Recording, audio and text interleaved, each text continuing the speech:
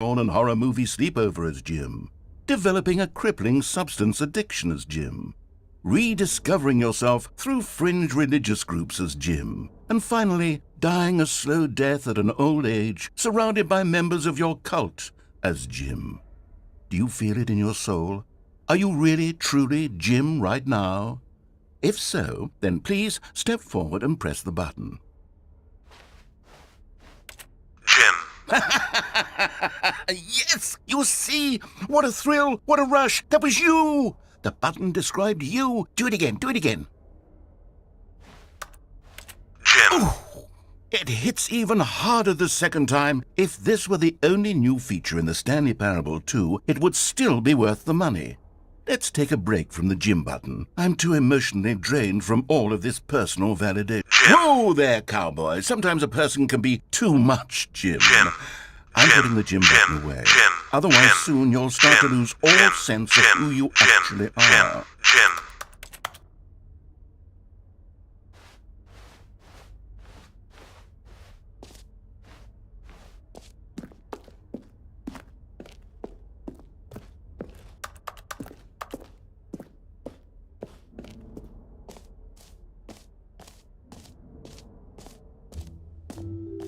I suppose I could allow only people named Jim to play the Stanley Parable 2. That would actually save me the work of finishing this feature.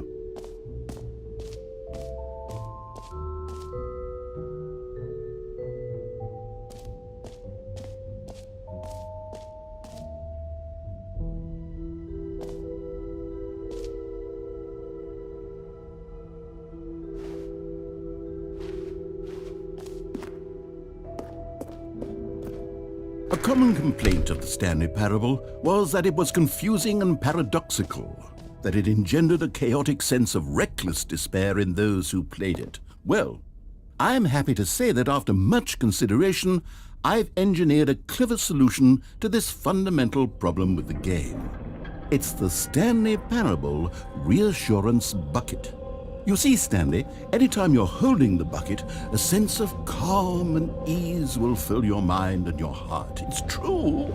As long as you hold on to the bucket, the many disorienting contradictions of the Stanley Parable will feel perfectly normal and perhaps even comforting. You may even come to long for the gentle embrace of jarring cognitive dissonance while the bucket is in your arms. And to be honest, it's a much more convenient solution for me than actually redesigning the game to be less uncomfortable. Can you imagine what a pain in the ass that would be? Yes, the bucket is the perfect solution. Come on, give it a try. Can you feel it? The glow of comfort, even in the face of crushing despair, must already be sweeping through your body. And in fact, can I say that I do believe the bucket lends you an air of charisma as well? I think that just holding it has made you the slightest bit more attractive as a person. The benefits of the bucket seem to go on, don't they? All this and more await you in the Stanley Parable 2.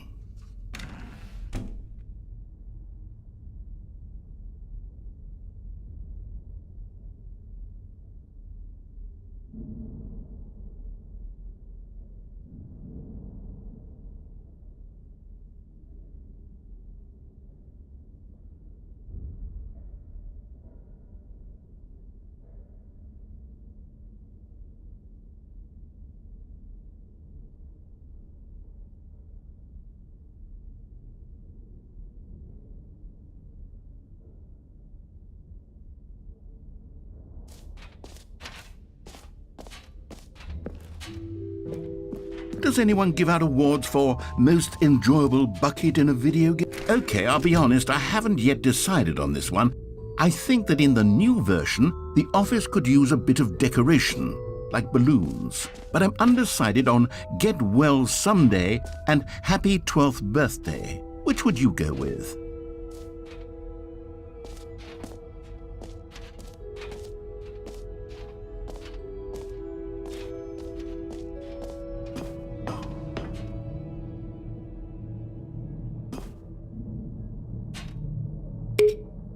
You know, sometimes when you solicit another person's opinion, it makes you realize that you knew which one you actually really wanted all along.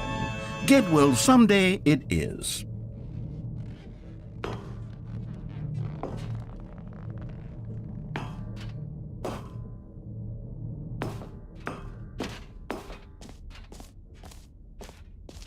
Or actually, maybe I should have gone with... No, I've made my decision. We're moving on.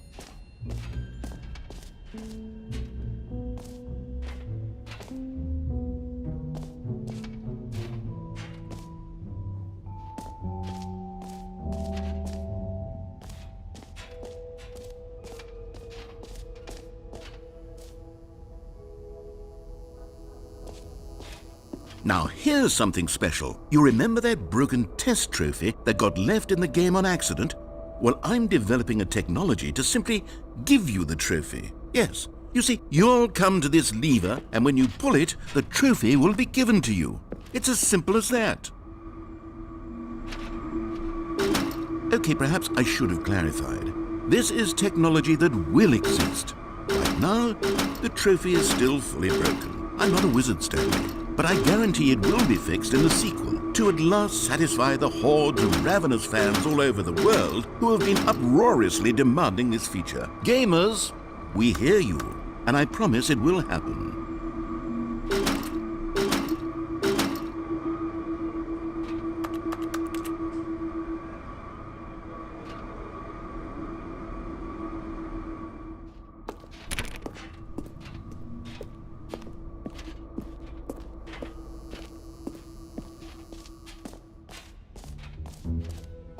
What else? What other exhibits haven't we seen yet?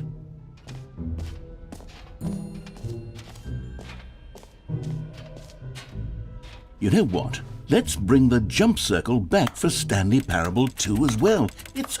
Oh, wait. You already spent all your jumps the first time we saw the jump circle. Oh well. I suppose it can just be a nice decorative piece then.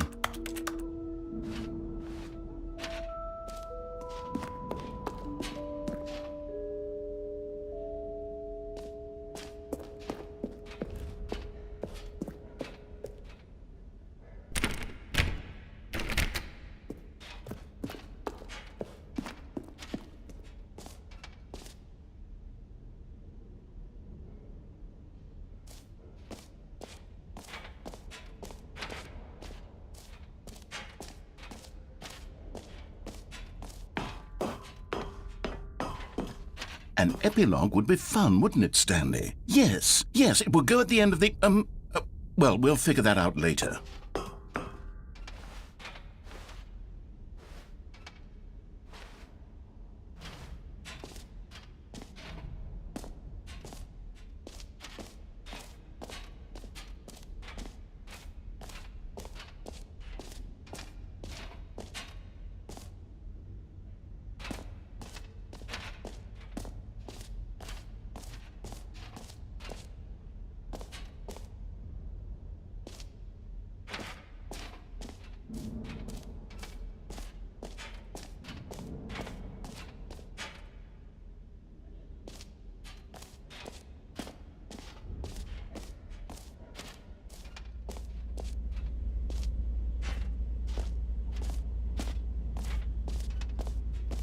Stanley, here's an idea that I'm truly fond of. It's never been done before in a video game. This is, in fact, a hole that you can fall down forever. That's right.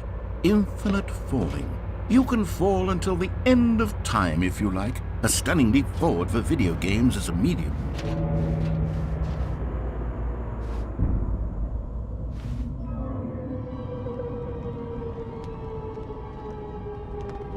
You see, isn't it wonderful? One of my more ingenious concoctions, if I do say so. Now then, since you've gotten to see the infinite hole, you can press the teleport button to pop back up to the top, and we can continue onward. Now, I don't mean to be a bummer, but I do recommend you use the teleport button to go back to the top. Maybe do it on the sooner rather than later spectrum of things.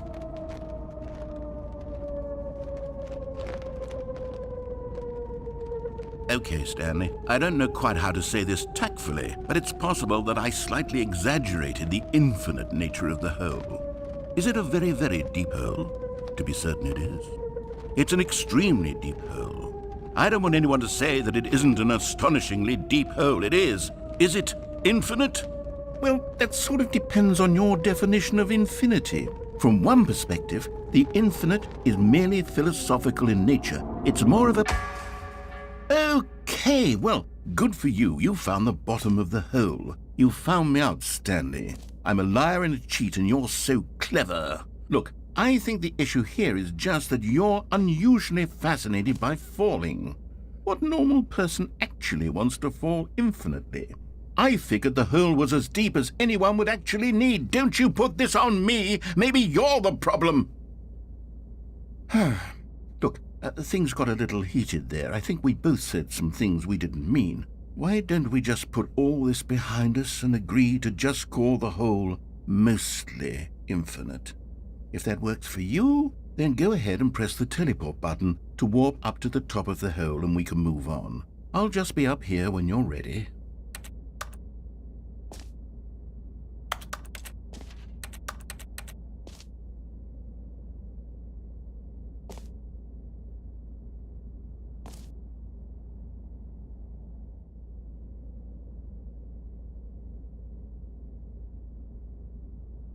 Great. Now, I'm very excited to show you even more of my ideas for the sequel.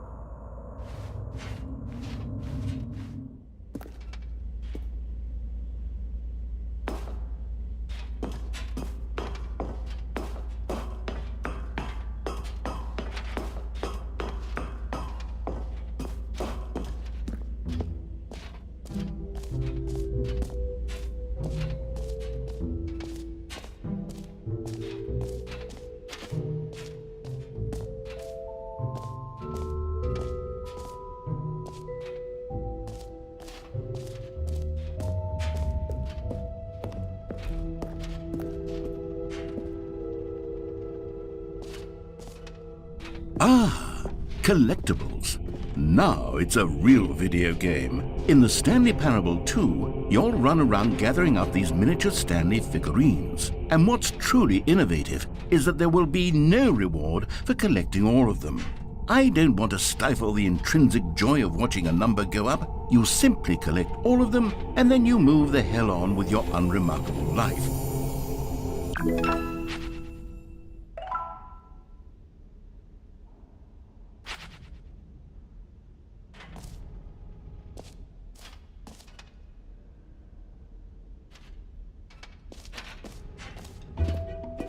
God, it really is the worst when you collect everything in a video game and then they give you a big fancy reward for it. Absolutely tragic.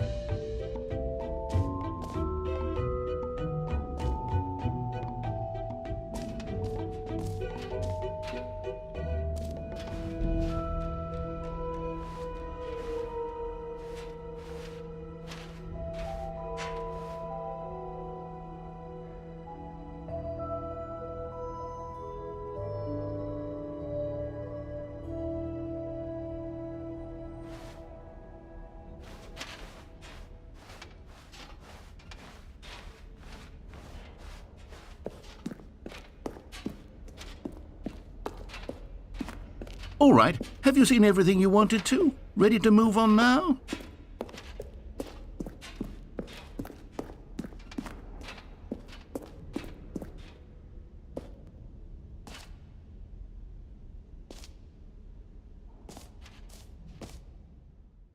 So, Stanley, what do you think? Do you like all of the new features? Yes, I know it's not exactly clear yet how exactly these features will come together as one single coherent video game, but I can feel it in my soul. It's going to work. There's definitely a good game in there somewhere. Say, let's do an experiment. I'll arrange these new features together, and we'll see whether or not it coheres into a meaningful gameplay experience. Okay, are you ready? Here it is. I give you the Stanley Parable 2.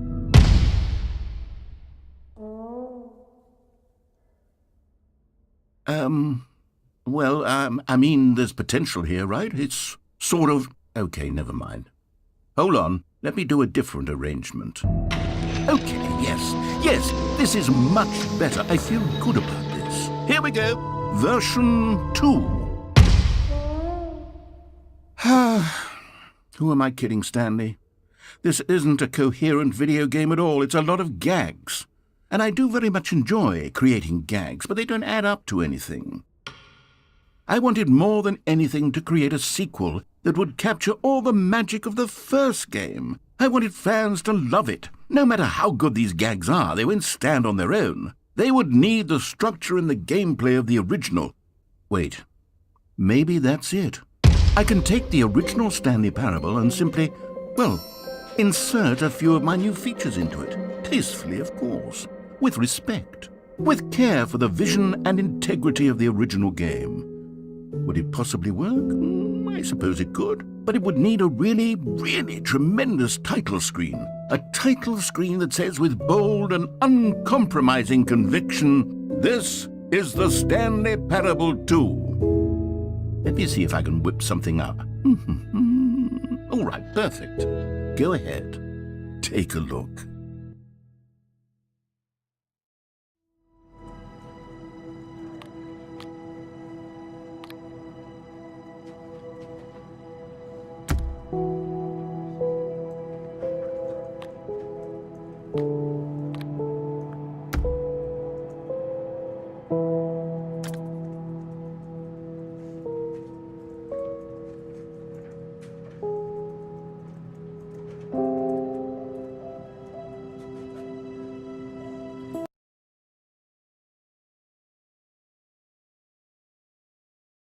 This is the story of a man named Stanley. Stanley worked. All of his co-workers were gone. What could it mean? Stanley decided to go to the meeting room. Perhaps he had simply missed a memo.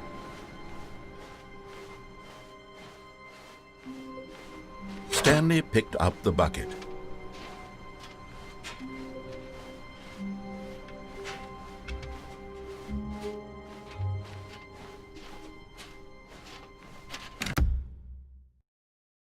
Stanley clutched the bucket tightly to his chest and entered the door on his left.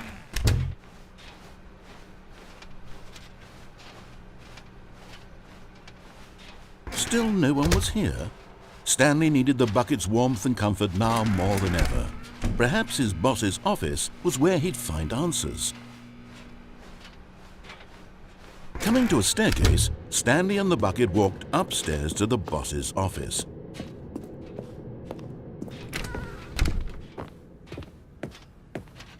Stepping into his manager's office, Stanley was once again stunned to discover not an indication of any human life. Crushed by the weight of this revelation, Stanley may have broken down into an but Stanley guessed the correct code by sheer luck. Was it that the bucket knew all along? Was the bucket guiding him? Yes, this is certainly the most logical explanation.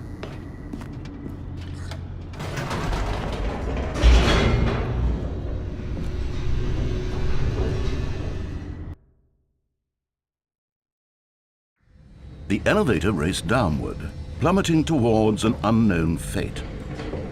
It would be all Stanley could do to keep himself together, if not for the bucket. Soothing him, comforting him, reassuring that in this darkest moment of uncertainty, he would be all right. The bucket is here for you, Stanley. Everything will be fine. Stanley and the bucket walked straight ahead through the large door that read, Mind Control Facility.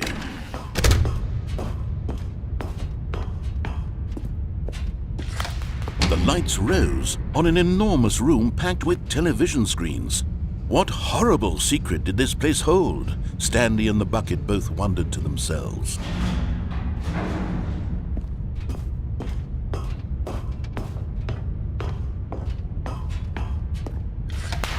The monitors jumped to life, and Stanley nearly dropped the bucket in shock.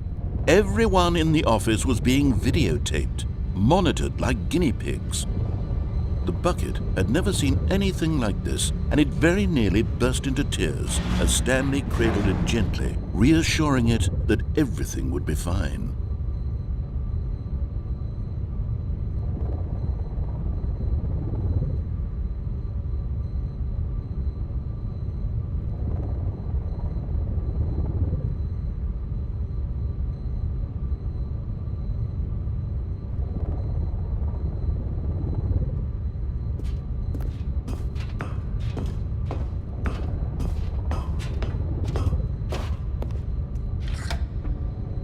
Was the bucket under the mind control facility's influence as well? Had the bucket been told to do things it didn't wish to do? What kinds of things does a bucket want to do or not want to do in the first place?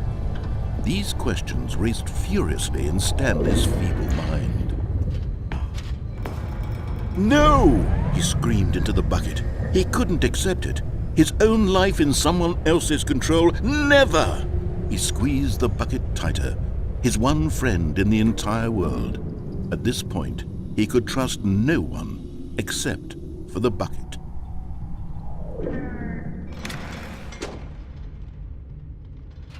But here was the proof.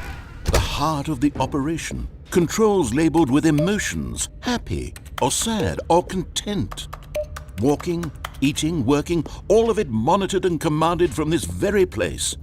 And as the cold reality of his past began to sink in, Stanley decided that this machinery would never again exert its terrible power over another human life. For he and the bucket would dismantle the controls for good. Two best friends, Stanley and the bucket, up against the world. They high-fived in a really cool way, and the bucket made a sassy comment about taking down the system.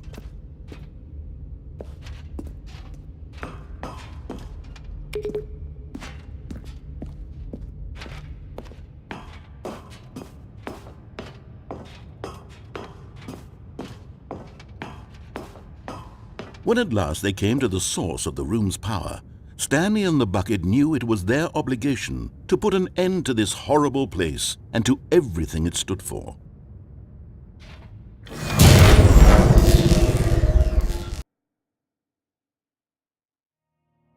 Stanley and the bucket waited in blackness. Was it over? Yes, they had done it. Stanley and the bucket had defeated their greatest and darkest enemy, freed themselves from the tyrannical grip of the evil mind control machine. Freedom was now mere moments away. Excitedly, the two of them began to discuss the kind of life they wanted to live once they stepped through this massive door. The bucket wanted to learn to roller skate. Stanley wanted to sneeze in every country on Earth. Both of them wanted to begin watching a movie, any movie, but then stop it halfway through and begin watching it in reverse from the end. True, it was a simple life they envisioned, but it was one they'd lived together, with one another to lean on, to trust, to support. What? Wait. What was happening? Why had the door stopped? Was Stanley and the bucket not about to be freed? An unbearable silence filled the room, lingering in uncertainty, until finally the truth hit Stanley square in the face. This building did not want the bucket to leave. Even the facility itself recognized the incredible calming presence of the bucket, needed the soothing warmth of the bucket, would go to any lengths not to part with the bucket. No. Stanley can't leave this place, not while he has such a precious bucket in his arms. Not while this building has anything to say about it. Stanley realized he would never again leave this very room. But at least he has the bucket. To be trapped eternally in darkness isn't really so bad, Stanley thought to himself. As long as I have my bucket with me, right? I'll be okay, won't I? Stanley gulped. Very soon now, he was about to find out.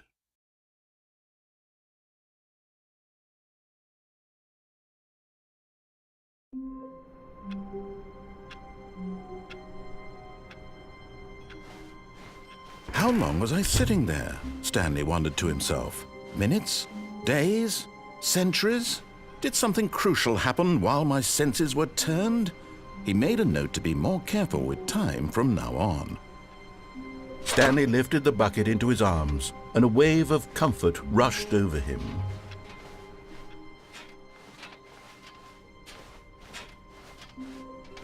Stanley clutched the bucket tightly to his chest and entered the door on his left.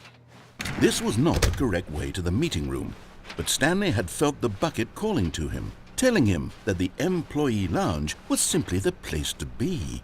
And here it was. Had the bucket turned out to be correct? Well, no, never mind. The bucket was wrong.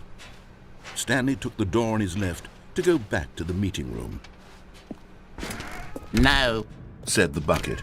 don't go to the meeting room. Go somewhere else. The cargo lift, yes.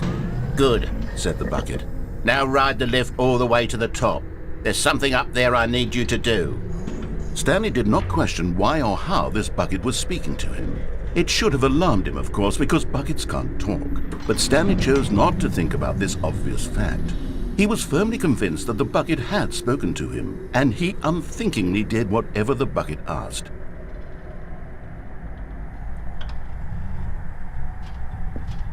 In here. Said the bucket. Go into this dark room over here. Stanley once again obeyed blindly.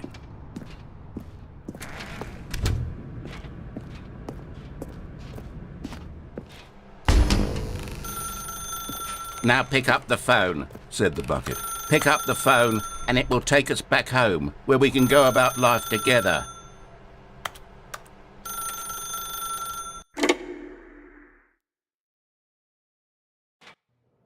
This is the sad story of a man named Stanley and his bucket. Once upon a time, I gave Stanley a bucket because I thought he was lonely and could use a friend. And then, very distressingly, he began to believe the bucket could speak to him.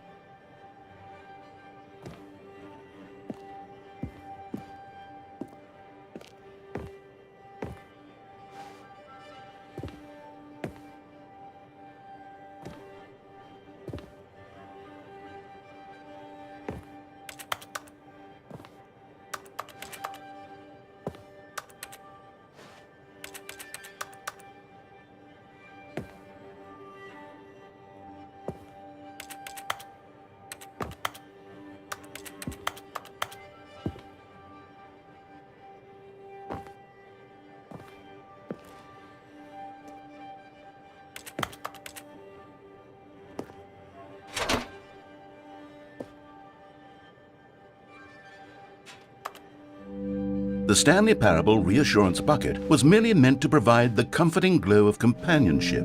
It doesn't literally talk and give you orders. Whatever Stanley is hearing the bucket say to him is just in his head.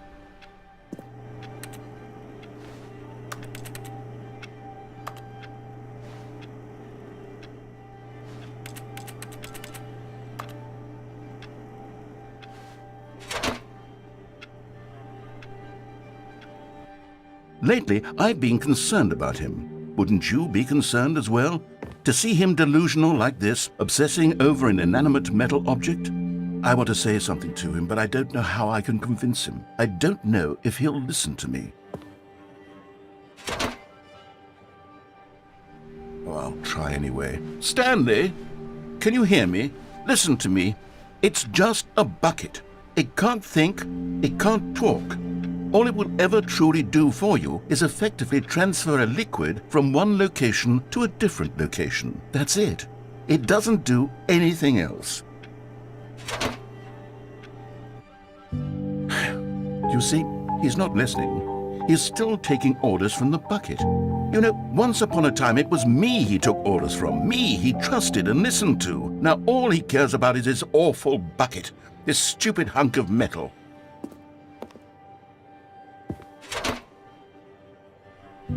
It's sad, but I suppose he doesn't need me anymore.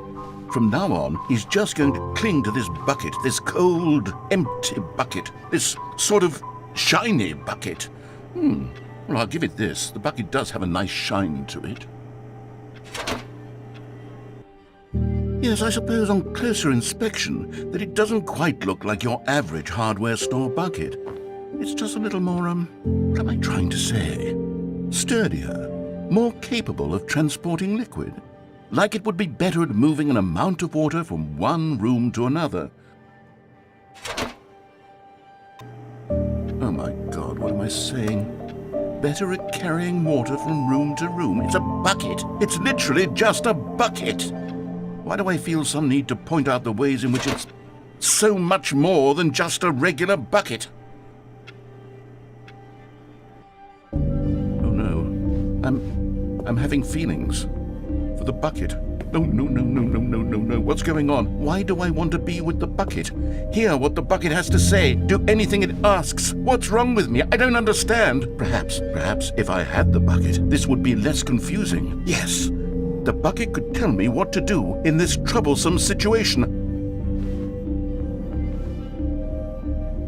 Stanley, give me the bucket. Give it to me. Give me the bucket, Stanley. I need it.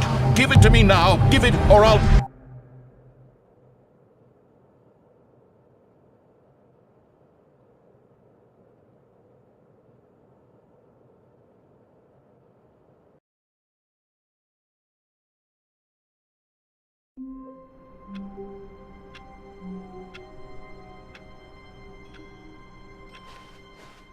Just a step through this door, Stanley thought to himself. That's all I need. If I can make it through this door, I can make it through them all. The confusion and the chaos all seemed to melt away as Stanley embraced the bucket.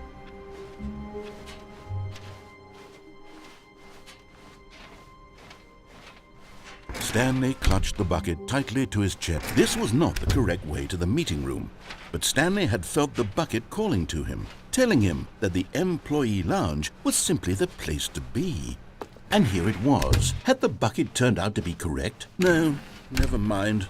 The bucket was wrong. Stanley took the door on his left to go back, and so the two of them detoured through the maintenance section and walked straight ahead to the opposite door. Still no one was here. Stanley needed the bucket's warmth and comfort now more than ever. Perhaps his boss's office was where he'd find answers. Oh, Stanley, can you feel it? The broom closet. It wants the bucket. You can feel that, can't you? The aura of jealousy? It's as clear as day. This broom closet believes it deserves the bucket. I can really feel it now. It's a bucket. It belongs in a broom closet. That's what the broom closet is trying to say here. It's supposed to go with the other cleaning supplies. Good for you, Stanley. Don't give in. Don't hand over the bucket. I know how hard it must be, given the pressure that the broom closet is putting on your shoulders right now, but you have to be strong. This is your bucket. This is your companion and lifelong friend. You can't hand it over.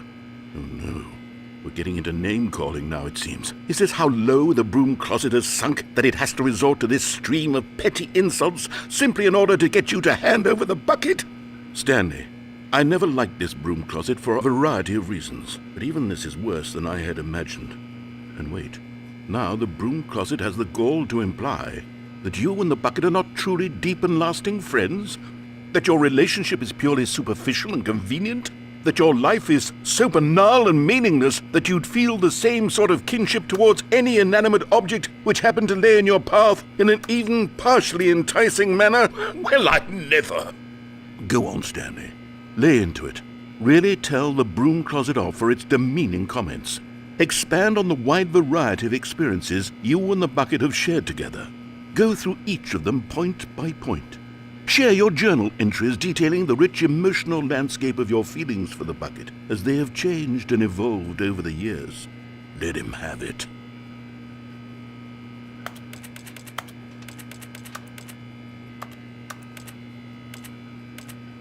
Okay, I've got you something which I think will help settle this debate once and for all. Here we go. There. Now it's settled. No more debate, no more discussion. Take a hike, broom closet, with all your meandering philosophical diatribes about the nature of cleaning supplies and their relationship to broom closets in the natural order of things.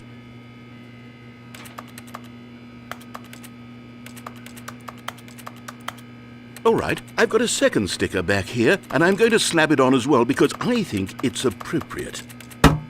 You see?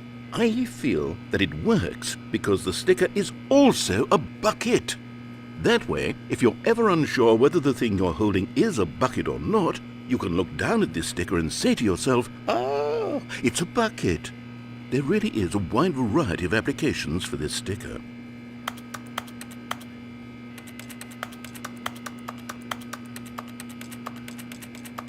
You know what?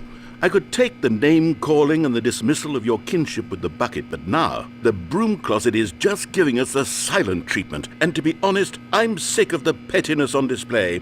You can stay here all you like, but I've had it with this impetulant room of cleaning supplies. Easily the most childish such room I've ever been in. I'll see you outside, and we can get on with the story about you and your bucket.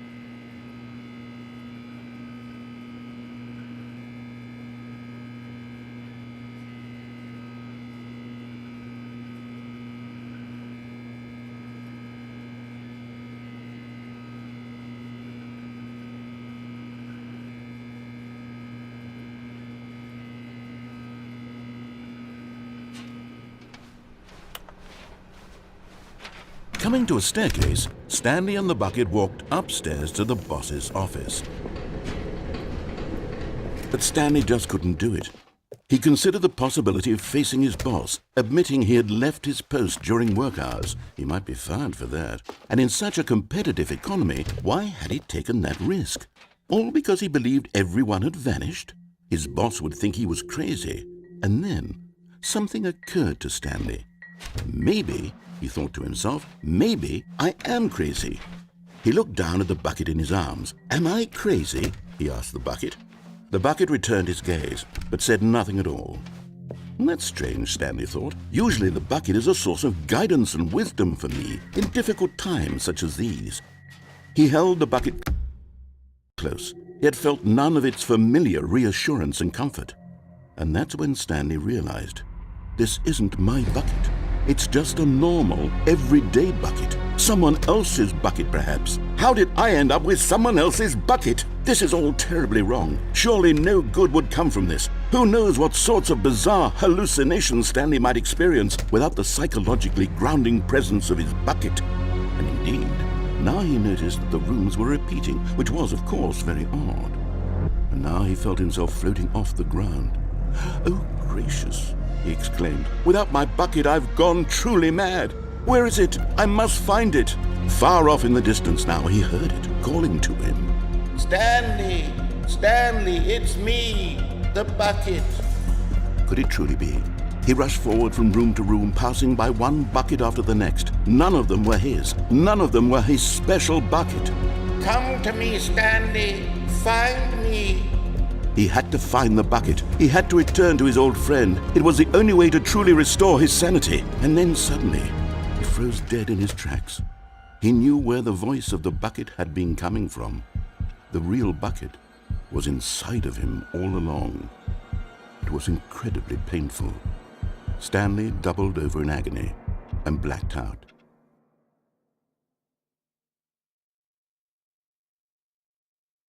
This is the story of a woman named Mariella. Mariella woke up on a day like any other. She arose, got dressed, picked up her bucket of comfort and security, and walked to her place of work. But on this particular day, her walk was interrupted by the body of a man who had stumbled through town, talking and screaming to himself, and then collapsed dead on the sidewalk. Right away, she knew what the problem was. This man had no bucket. Of course he'd gone mad, ranting and raving about a narrator describing all of his actions and how everything is predetermined and free will is an illusion and it's all just a video game. It could all have been prevented if only he'd taken his bucket with him. Perhaps he didn't even realize he'd forgotten his bucket at home in the first place. How cruel the world can be, Mariella thought, and she hugged her own bucket even tighter. But of course, she had no time for this. There were a myriad of confusing problems she would soon have to confront at work, for which her bucket would provide absolute guidance and total clarity on everything. Heck yes, she thought to herself, my life kicks ass. And she backflipped all the way to work.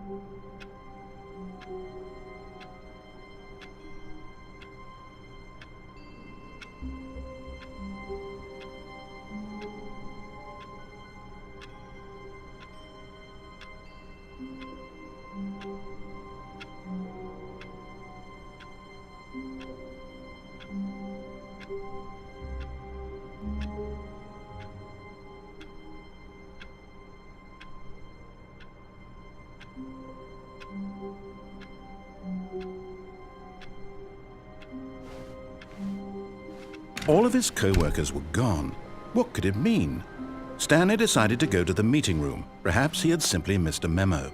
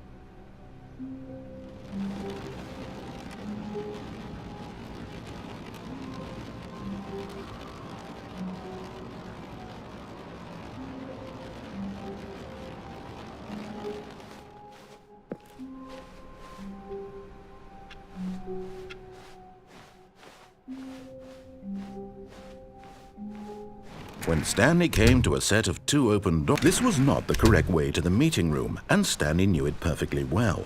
Perhaps he wanted to stop by the employee lounge first, just to admire it.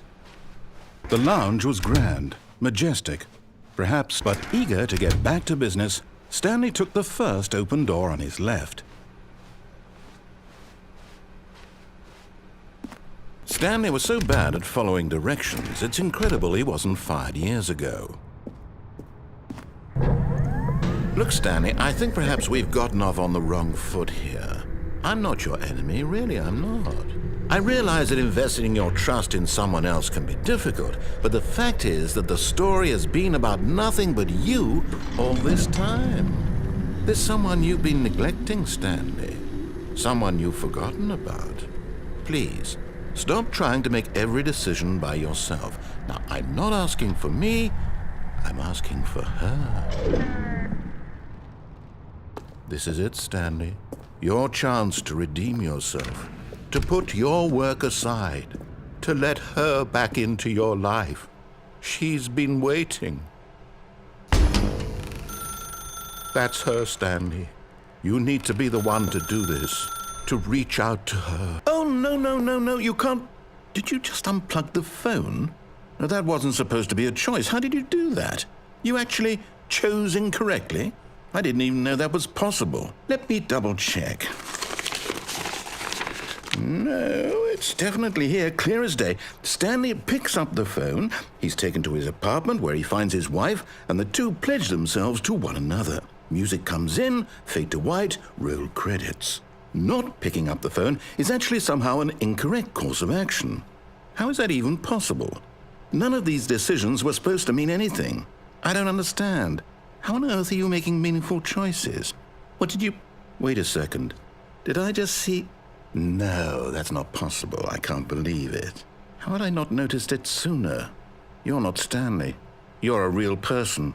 I can't believe I was so mistaken. This is why you've been able to make correct and incorrect choices. And to think I've been letting you run around in this game for so long. If you'd made any more wrong choices, you might have negated it entirely. It's as though you completely ignored even the most basic safety protocol for real-world decision-making. Or did you not grasp the severity of the situation? Well, I won't have that kind of risk on my watch. I'm going to stop the game for a moment so we can educate you properly on safe decision-making in the real world. Please observe this helpful instructional video. Choice. It's the best part of being a real person. But if used incorrectly, can also be the most dangerous. For example, in this scenario, a hypothetical real person named Rupert has a choice. He could invent a machine that eliminates food shortages across the world to make life better for all people. Or he could spend years of hard work forgetting how to read. Which choice would you make? Remember that unlike here, the real world makes sense, and at no time should you make a choice that does not conform to rational logic. If you find yourself speaking with a person who does not make sense, in all likelihood, that person is not real. Allow the person to finish their thought, then provide an excuse why you cannot continue talking. Turn to a partner and practice saying, "My goodness, is it 4:30? I'm supposed to be having a back, sack, and crack." Excellent. Making choices on a regular basis is the best part to a healthy decision-making process. Most medical professionals recommend making at least 8 choices per day. Do you make more than 8? Less? And finally, if you begin to wonder if your choices are actually meaningful and whether you'll ever make a significant contribution to the world, just remember that in the vast infiniteness of space, your thoughts and problems are materially insignificant, and the feeling should subside. At this time, your instructor will guide you in an exercise to test and reinforce the material covered in this video. Welcome back. You may have noticed that this room has begun to deteriorate as a result of narrative contradiction. But not to worry. Now that you're properly informed on good decision-making, we're going to revisit a choice you made just a few minutes ago and see what the correct thing to do would have been. This way, please.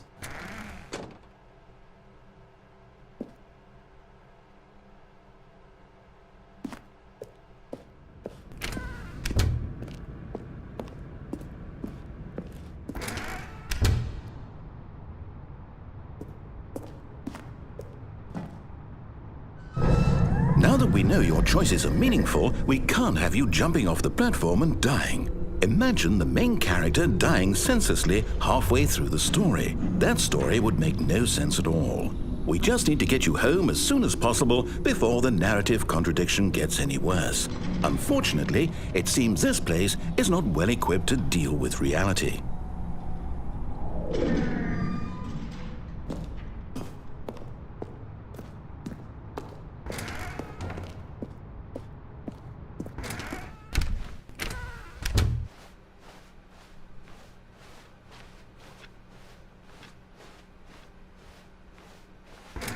Almost there. You'll take the door on the left, back to the correct ending, the story will have resolution once again, and you'll be home free in the real world.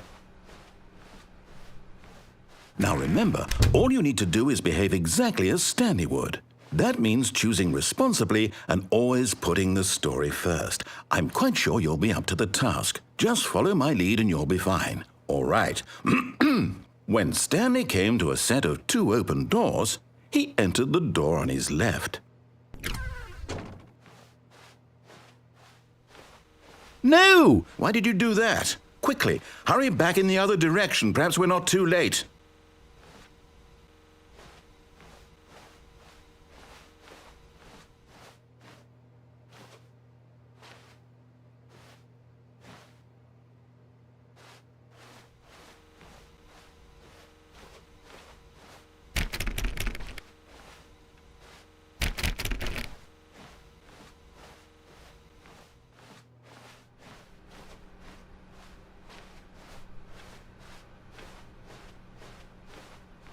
Oh, it's ruined.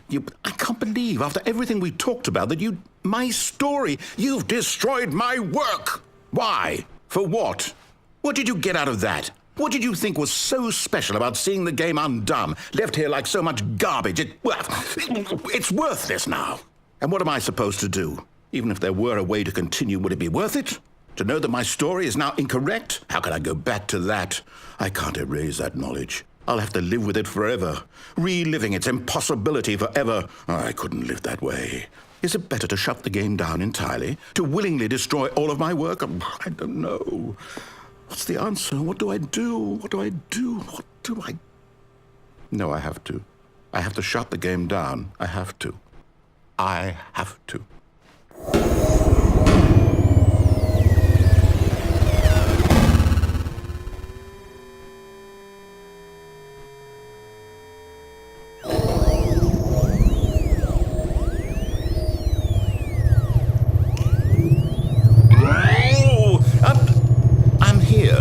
I'm still here in this pile of rubbish, with you who thought you were so clever. Now look where we are. My entire game is destroyed. It was the only thing in the world that was mine, and you've run it into the ground. What, did you think that would be funny? You just had to see? Didn't I impress upon you how important it was to be like Stanley? He actually knows how to do what I tell him to. He understands that if I say to do something, there's a damn good reason for it. That thought hadn't even occurred to you, had it? That there's a world outside of you? You're a child. Oh, my story. If you'd just gone through the door on the left, you would have seen it. There was a whole underground facility. You would have destroyed it and been victorious. It would have been so perfect. I worked so hard on it. I tried so hard to make... behave exactly as Stanley would. That means choosing responsibly and always putting the story first. I'm quite sure you'll be up to the task. Just follow my lead and you'll be fine. All right. When Stanley came to a set of 2 open doors, he entered the door on his left. No! Why did you do that? Quickly, hurry back. Behave exactly as Stanley would. That means choosing responsibly and always putting the story first. I'm quite sure you'll be up to the task. Just follow my lead and you'll be fine. All right. When Stanley came to a set of 2 open doors, he entered the door on his left.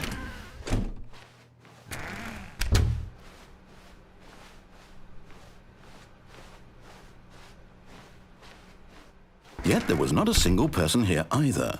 Feeling a wave of disbelief, Stanley decided to go up to his boss's office, hoping he might find an answer there.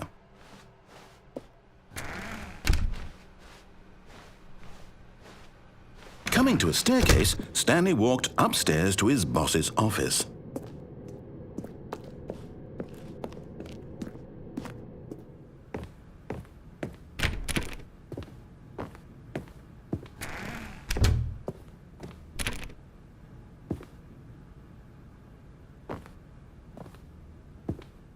Stepping inside his manager's office, Stanley was once again stunned to discover not an indication of any human life.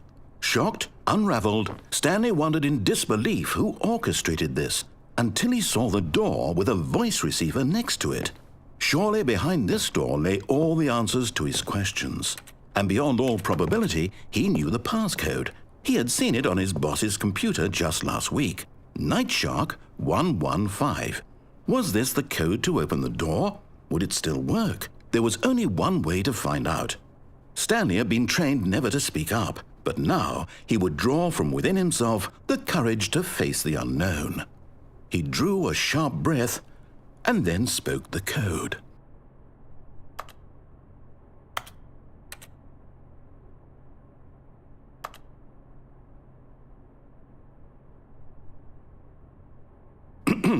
Stanley spoke the code. Nightshark 115.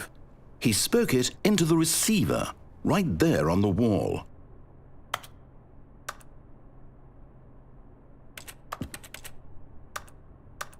I'm sorry, is there a problem? You didn't mishear me, did you? Please speak the code into the receiver. Otherwise we can't get on with the story. This is a crucial step.